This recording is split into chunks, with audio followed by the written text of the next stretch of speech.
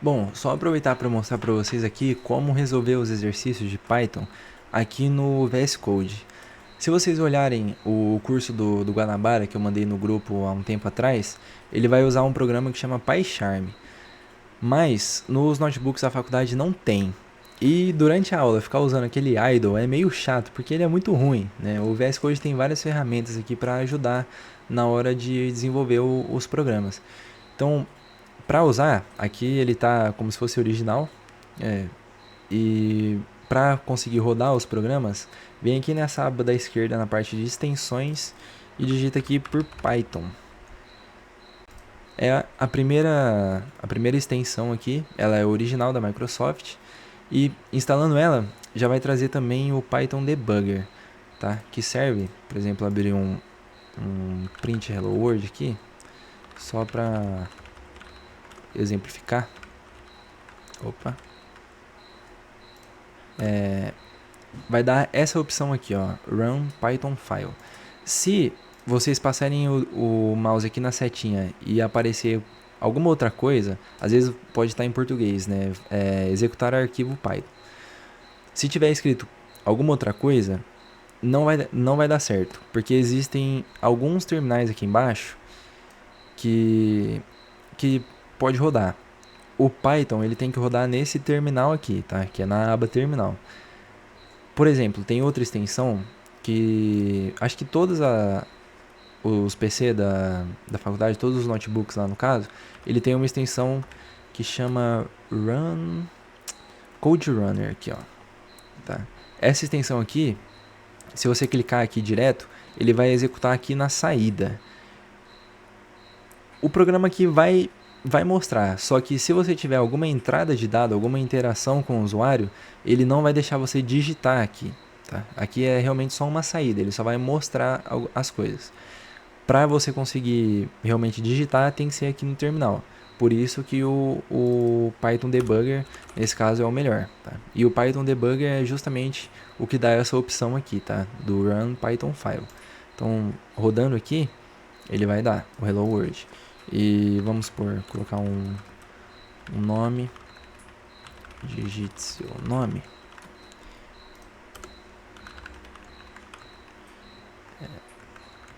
É um prazer te conhecer. Nome. Só para mostrar para vocês, executando aqui, Run Python File, ele vai deixar digitar aqui normal, tá? Newton, é um prazer te conhecer, Newton, beleza? Então, agora nas próximas aulas, se vocês quiserem usar o VS Code para fazer os códigos lá, eu acredito que fica bem mais fácil. E não é tão difícil, tá? Simplesmente instalar. Na verdade, eu acho que nas máquinas da faculdade até já tem essa extensão aqui, beleza? A parte mais chatinha mesmo é ter que vir aqui na setinha e Run Python File. Ou, se você passar o mouse aqui na, no símbolozinho e já tiver escrito isso, é só clicar no símbolozinho e ele já vai rodar direto, beleza? É um prazer te conhecer. Olá! Bom, começando então pelo primeiríssimo desafio aqui. Depois vocês podem olhar a tabela de fluxograma para saber o que esses símbolos aqui representam, tá? Nesse caso, esse primeiro símbolo aqui representa a entrada de dados, a entrada do usuário. O texto vai ser, né, qual é o valor do produto, e ele vai ser atribuído à variável, que é esse símbolo aqui, valor. Então, fazendo o passo a passo, vai ser, nesse caso, um float, né? A entrada de usuário. Como é que é o texto? Qual é o valor do produto?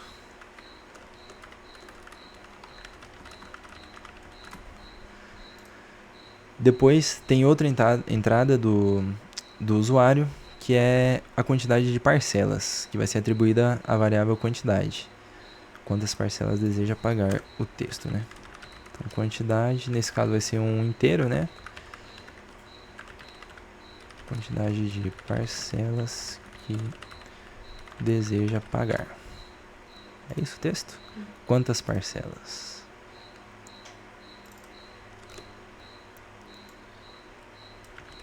Quantas parcelas deseja pagar? Depois, esse símbolo aqui, esse retângulo azul, no caso, representa uma conta, um cálculo.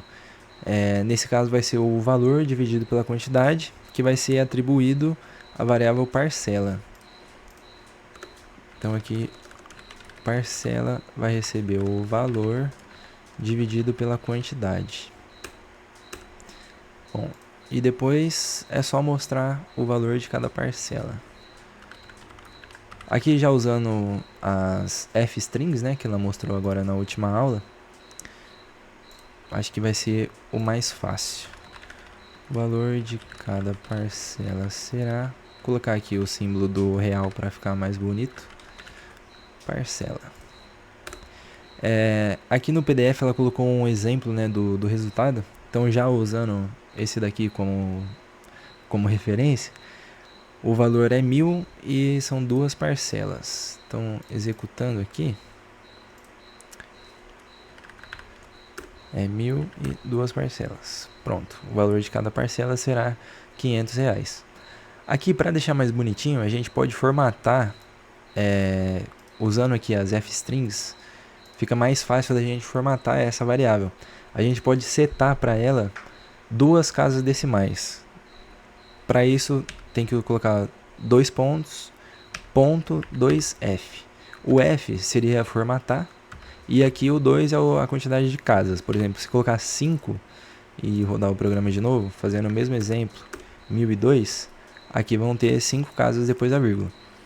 Como o dinheiro, né, normalmente só tem 2 casas, então aqui a gente usa 2, que vai manter o padrão certinho.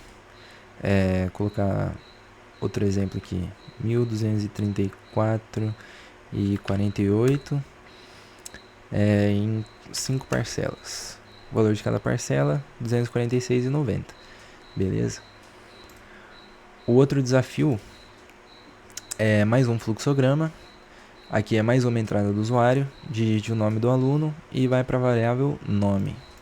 Então, variável nome. Aqui poderia colocar str, né?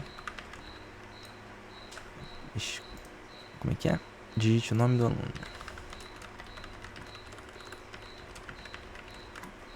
Aqui esse str é opcional, porque o padrão do input ele já vai retornar uma string, tá? Tirando esse daqui, só para mostrar, eu vou colocar aqui o print do type de nome, só para mostrar para vocês, independente, tá? Aqui eu vou colocar Newton mesmo. Independente de ter ou não aqui o str, por padrão ele já vai vir como string. Então nesse caso eu não vou nem colocar ali porque não precisa. Depois vai ser a nota, primeira nota, segunda nota, terceira e quarta. Bom, eu já vou colocar aqui direto. Vai ser, aqui pode ser um float. É melhor um float, né?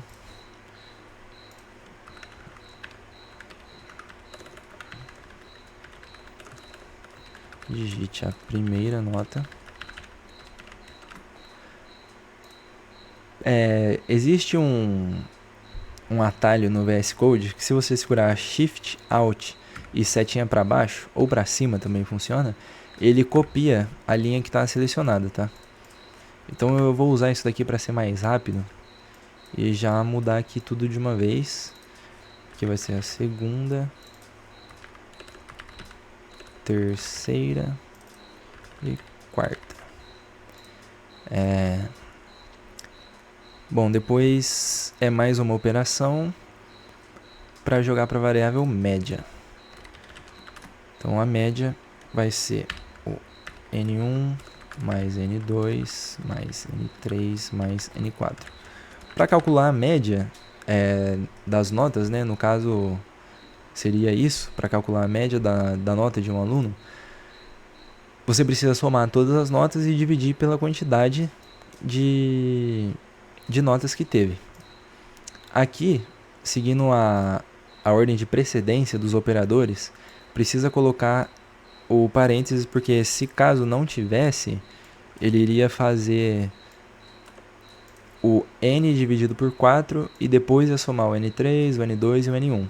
Como a gente quer primeiro a soma entre as notas depois da divisão, precisa dos parênteses aqui. É a ordem de precedência. E o próximo passo é só exibir o nome e a média. Aí aqui ele está pedindo o nome, então eu vou colocar o aluno, nome, teve média, e média. Só, acho que ela deu um exemplo aqui também, né? José Silva, 8,5, 4, 5,5 e 7. Então, executando aqui.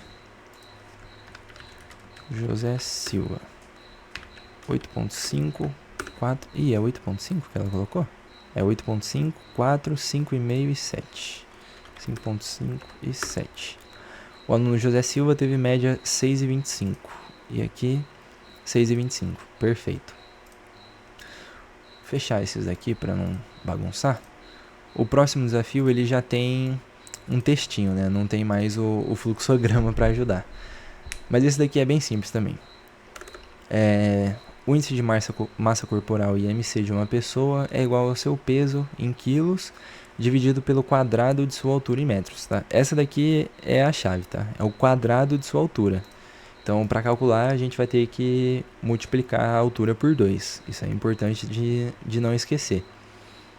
Então, bom. Pegar aqui primeiro o peso. Pode ser um float também. Input.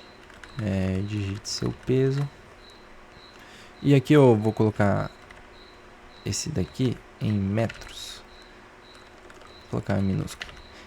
Só para ficar um pouco mais claro, a gente tem sempre que tratar com a possibilidade do usuário fazer errado, né? Então, seu peso em metros, seu peso em quilo. Boa. E agora sim, altura. Fazer o atalho aqui de novo. Ctrl Shift Alt para baixo. Aqui vai ser altura. Aqui pode ser um float também. Digite sua altura. Agora sim, em metros. Só testando aqui. Olha lá, fica mais bonitinho e mais fácil para o usuário saber o que ele coloca aqui. Tá? Depois, dividido pelo quadrado da sua altura. Então aqui no caso, o IMC ele vai ser o peso, pegando aqui o enunciado de novo, o peso dividido pela altura elevado a 2, né? Já que é o quadrado. Porém, foi o que eu disse, existe a ordem de precedência. Nesse caso, se eu não estou enganado, a potenciação ela já iria ser primeiro, se eu não estou enganado. Mas para deixar claro, só colocar um parênteses aqui, vai garantir que a altura vai ser elevada a 2 primeiro e depois vai ser dividido, o peso vai ser dividido pelo resultado. Fazendo o teste aqui, ela deu o exemplo aqui também, 67 e 1.64. 67, 1.64. Esqueci de colocar o print. Vou colocar um IMC.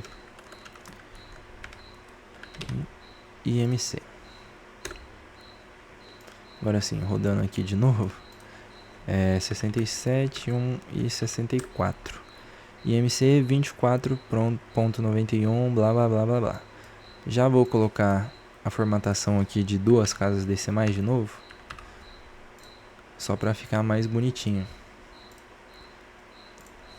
Então, 67, 1.64. IMC 24.91. E perfeito. Foi o que ela deu o exemplo. Bom, o desafio 4 então. Dado uma distância percorrida em quilômetros, bem como o total de combustível gasto em litros, informe o consumo médio do veículo. O consumo é só dividir a distância pelo total de combustível gasto. Então, pegando aqui primeiro, vou deixar só dist de distância, que pode ser um float, distância percorrida. Opa, tá difícil.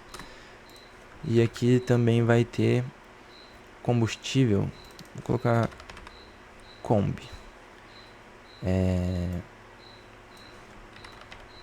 Combustível gasto. Aqui eu fazendo aquele esquema mais uma vez de deixar claro para o usuário, eu vou colocar que a distância tem que ser em quilômetros e o combustível tem que ser em litros. Vou colocar aqui em maiúsculo para ficar bonitinho. Beleza, então o consumo é só dividir a distância pelo combustível gasto. Aqui na verdade eu tô achando que eu vou trocar esse combi por gasto, ou não, deixar combustível underline gasto. Boa. Esse aqui é o padrão de nomenclatura Camel Case. Eu não sei se ela chegou a falar isso, mas no Python é uma convenção que o nome das variáveis são sempre assim, né? Se precisar colocar um espaço, aí coloca sempre um underline no meio. Também vai ter o Camel Case, né? Que seria assim. No caso, a inicial da próxima palavra seria em maiúsculo, mas isso, por exemplo, no JavaScript é mais usado. No Python, normalmente, usa o underline mesmo, para separar as palavras. Bom, deixa eu ver se ela deu um exemplo aqui. O consumo médio do veículo. Beleza. Então aqui eu vou colocar um print. O consumo médio do veículo. Como que ela fez? Igual. Aqui vai o template. E aqui vai ser o consumo km por litro. Executando aqui. 2.400 e 150. Esqueci de colocar um espacinho aqui para ficar melhor. 2.400 e 150. Consumo médio do veículo 16 km por litro. Perfeito. Bom, partindo aqui então para o último desafio. Esse daqui ele é um pouquinho mais complicado, mas vocês vão ver que não é difícil fazer. É meio difícil só entender a lógica, mas eu vou ajudar aqui, tá? Bom, fazendo passo a passo aqui para ficar mais fácil, ele está pedindo primeiro para ler o nome de um vendedor. Então eu vou colocar aqui a variável vendedor mesmo. Vai ser um input, nome do vendedor. Depois está pedindo o salário mínimo e o total de vendas. Aqui eu vou colocar salário fixo, acho que faz mais sentido, né? Do que salário mínimo, porque o salário final dele seria o salário fixo mais as comissões, mas mesmo se ele não vender nada no mês, ele vai ganhar esse valor aqui, então acho que faz mais sentido isso. Enfim, aqui pode ser um float e vai ser um input salário fixo e depois o total de vendas, que também pode ser um float, total de vendas. E aqui é o seguinte, a comissão ela vai ser calculada em relação ao total de vendas, tá? Que no caso vai ser 15%. Na programação, em todas as linguagens, para calcular a porcentagem, você precisa multiplicar o número pelo valor referente, tá? Nesse caso seria o quê? O total de vendas multiplicado por 15% significa 15 dividido por 100. Você pode fazer desse jeito e colocar aqui entre parênteses, né, para respeitar aquela ordem de precedência que eu tinha falado. Mas 15 dividido por 100 é 0,15, entendeu? Só para mostrar para vocês que está funcionando, eu vou colocar um print aqui só na comissão. Isso aqui tanto faz por enquanto. Total de vendas. Vou colocar 1000, por exemplo, tá? 15% de 1.000 é 150, beleza? No caso, vamos supor, se fosse 100%, aqui seria 1, né? Multiplicado por 1 mesmo. Se fosse 50%, 0,5. Opa. 0,5. 25%, 0,25.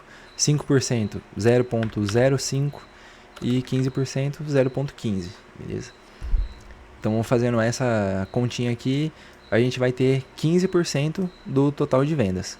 Mas o salário final dele, vou colocar aqui, o salário final vai ser o salário fixo mais a comissão. Deixa eu ver como que ela colocou. O vendedor, ou vendedora e o nome. Vou colocar aqui os F-strings. O vendedor ou vendedora. Opa. E o nome. Recebeu no final do mês o salário. Então, recebeu no final. Caramba, tá difícil escrever. Do mês o salário. E o salário final. Beleza? Aqui nesse caso, essas F-strings trabalham com um template, né? Seria as chaves aqui. Isso aqui seria um template. Ele aceita receber cálculo aqui dentro. Então, ao invés de eu criar essa variável salário final, eu poderia colocar aqui direto o salário fixo mais a comissão. Na verdade, eu poderia até colocar o cálculo da comissão aqui dentro, mas ficaria muito grande. Mas para fazer isso, ordem de precedência, né? Porque eu preciso calcular a primeira porcentagem. Então aqui seria o total de vendas vezes 0,15. Tá? Também iria funcionar. Aqui ele vai multiplicar o total de vendas por 0,15 e depois vai somar com o salário fixo. Mas aqui fica gigante, não é muito usual. Então, já que a gente criou a variável aqui já vou colocar aqui. E já que a gente criou o salário final também, a gente coloca aqui o salário final, que fica mais curtinho, fica mais organizado. Executar o programa aqui, só para ver como é que ela fez. José Silva. O salário fixo de 1.412 e o total de vendas efetuadas no mês foi 1.000. Então, o vendedor José Silva recebeu no final do mês o salário 1.562, exatamente como estava aqui, certo? Essa parte aqui do cálculo de porcentagem às vezes pode ficar meio confuso, mas é bem simples. É só multiplicar pelo valor da porcentagem, né? Do 15, nesse caso, dividido por 100, beleza? Depois, é o que eu sempre falo, é estranho no começo, mas depois de ficar repetindo, fica normal e a gente só aceita.